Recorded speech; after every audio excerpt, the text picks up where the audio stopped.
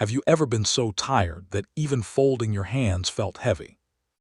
You lay in bed, eyes half closed, and whisper, "Lord, I'm here, but I can't even kneel tonight." And then a thought comes, does God still listen if I'm lying down?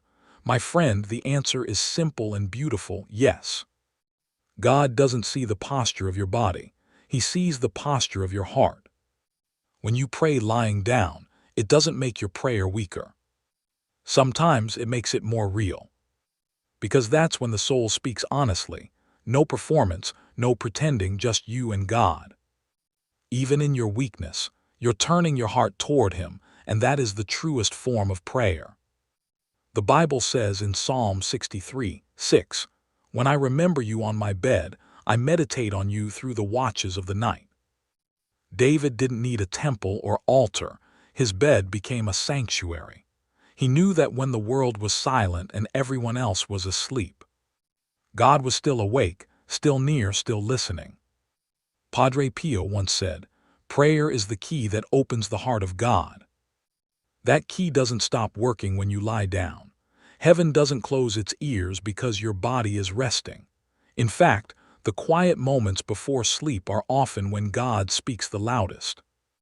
You see, prayer is not about the position of your body. It's about the direction of your soul. If your heart is facing God, that's enough. Because He meets you right where you are, not where the world expects you to be. Maybe you've fallen asleep while praying before. You woke up feeling guilty, thinking, "I didn't finish talking to God." But Padre Pio comforted souls who felt the same. He said, "If a little child falls asleep in his mother's arms, does she stop loving him? Of course not.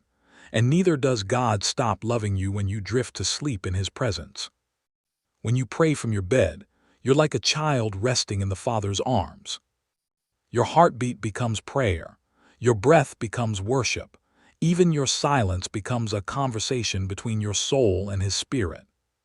The Bible reminds us that God never sleeps nor slumbers. Psalm 121:4. So even while your eyes close, His eyes remain on you. He watches, He guards, He whispers peace over your spirit. It's not disrespectful to pray while lying down, it's faithful. Because prayer is not about form, it's about faith. Faith that says, "Lord, I may not have strength to kneel, but my heart still bows before you." That's the prayer that touches heaven.